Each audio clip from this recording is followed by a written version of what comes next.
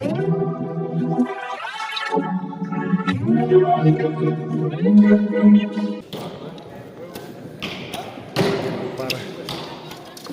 Вторая пара.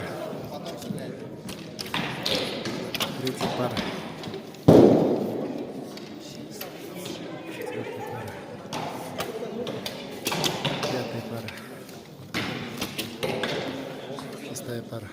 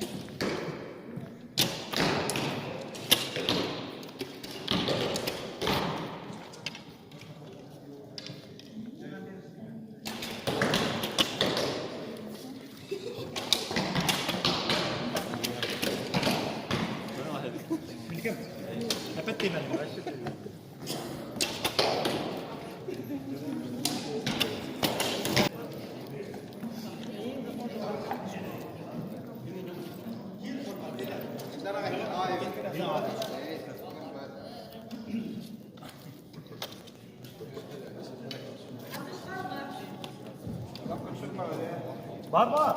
Ateş bar.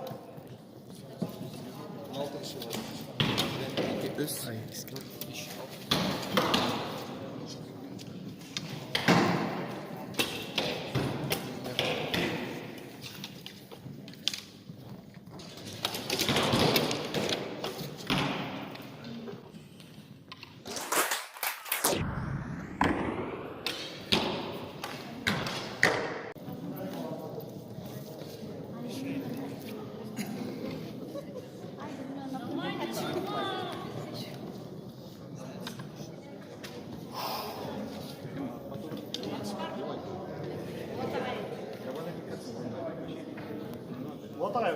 И вторая, пожалуйста, финал. Вот ты медалдар сейчас.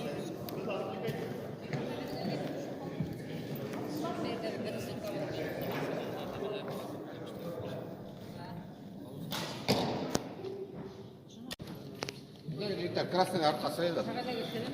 Вообще тишина. Даже птичка нет.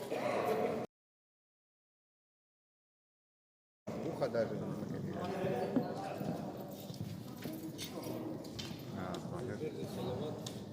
Седьмой, девятый.